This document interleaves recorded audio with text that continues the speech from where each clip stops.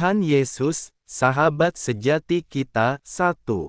Aku tidak menyebut kamu lagi hamba, sebab hamba tidak tahu apa yang diperbuat oleh tuannya, tetapi aku menyebut kamu sahabat, karena aku telah memberitahukan kepada kamu segala sesuatu yang telah kudengar dari Bapa-Ku. Yohanes pukul 15:15. Suatu anugerah luar biasa yang diperoleh setiap orang percaya karena Yesus tidak lagi menyebut kita sebagai hamba, tapi menyebut kamu sahabat. Ayat Nas. Sahabat bukanlah sekadar hubungan biasa, melainkan terjalin sangat intim, karib, serta dilandasi oleh sebuah kepercayaan. Untuk menjadi orang yang bisa dipercaya oleh orang lain bukanlah hal yang mudah, terlebih-lebih yang memberi kepercayaan itu adalah Tuhan. Bukti kepercayaan Tuhan adalah diberitahukannya segala sesuatu yang didengarnya dari Bapa. Pemazmur juga menegaskan, Tuhan bergaul karib dengan orang yang takut akan Dia, dan perjanjiannya diberitahukannya kepada mereka. Mazmur 25:14. Secara manusia sulit untuk dipahami bahwa Tuhan mau dan menginginkan kita menjadi sahabatnya. Namun hal itu menunjukkan bahwa Tuhan sangat menginginkan kita makin mengenalnya lebih dekat. Inilah hak istimewa dan terbesar bagi setiap orang percaya, dikenal, dikasihi dan dijadikan sahabat oleh Tuhan. Memiliki seorang sahabat berarti kita dapat berjalan seiring sejalan, saling menguatkan, dan saling berbagi kasih yang tulus, dan hanya sahabat sejatilah yang mau tetap ada untuk kita di segala keadaan. Alangkah indahnya saat kita mengetahui bahwa Tuhan Yesus sudah menyatakan dirinya sendiri sebagai sahabat sejati bagi orang percaya. Artinya segala hal yang baik dan istimewa yang tidak bisa kita dapatkan dari seorang sahabat di dunia ini bisa kita dapatkan jauh lebih dari apapun melalui kasih yang dinyatakan oleh Tuhan Yesus. Bagaimana kita bisa layak disebut sebagai sahabat Tuhan Yesus? Katanya, "Kamu adalah sahabatku, jikalau kamu berbuat apa yang kuperintahkan kepadamu." Ayat 14. Melakukan perintah Tuhan adalah syarat utama untuk beroleh kepercayaan sebagai sahabat Tuhan Yesus. Inilah perintahku, yaitu supaya kamu saling mengasihi, seperti aku telah mengasihi kamu. Yohanes pukul 15:12. Apabila kita taat melakukan apa yang diperintahkan Tuhan yaitu saling mengasihi, maka kita memperoleh hak yang sangat istimewa yaitu menjadi sahabat Tuhan Yesus. Tuhan Yesus, sahabat sejati kita. 2. Tidak ada kasih yang lebih besar daripada kasih seorang yang memberikan nyawanya untuk sahabat-sahabatnya. Yohanes pukul 15:13. Amsal pukul 17:17, seorang sahabat menaruh kasih setiap waktu, dan menjadi seorang saudara dalam kesukaran. Yesus telah membuktikan kasih-Nya yang besar bagi kita melalui kematian-Nya di kayu salib.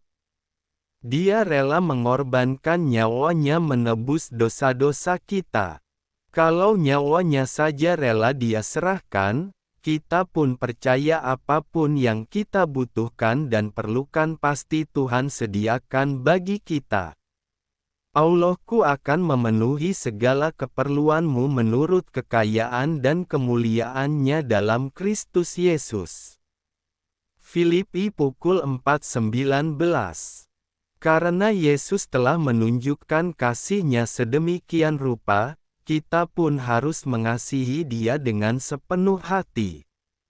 Apabila kita mengasihi Tuhan selayaknya kasih seorang sahabat, maka kita akan berusaha untuk menjaga perasaan sahabat kita, serta berpikir 1000 kali bila hendak menyakiti atau melukai perasaannya.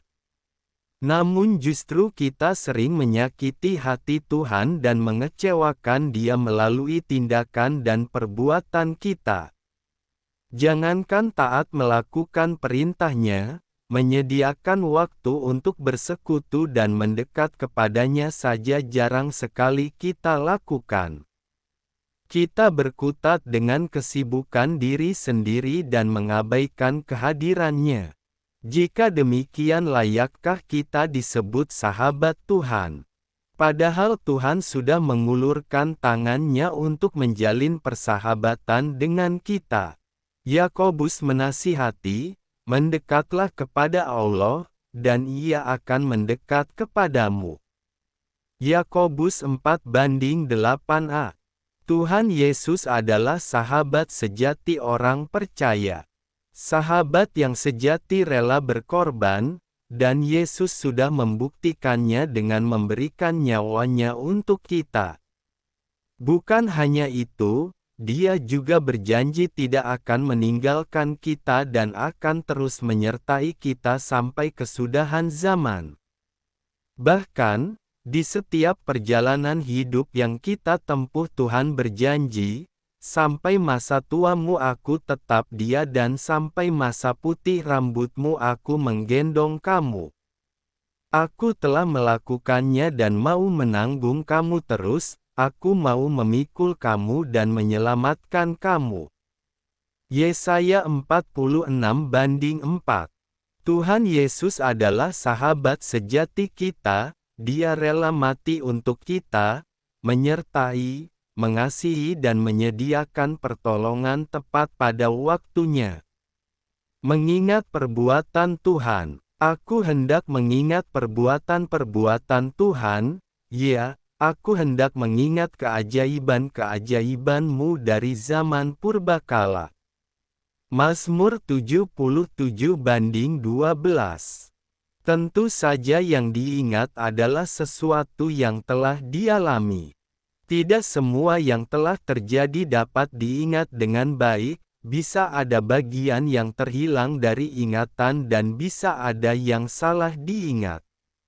Mengingat yang baik itu bukan tentang apa yang telah dilakukan, sebab itu akan membawa manusia pada dua hal, yaitu kesombongan sebab mau menonjolkan diri sebagai yang hebat dan kebohongan untuk menutupi kekurangan dan kelemahan di hadapan orang lain. Dua hal ini, kesombongan dan kebohongan, adalah awal dari dengki, iri hati, kecemburuan, kemunafikan, dan pementingan diri dan kelompok.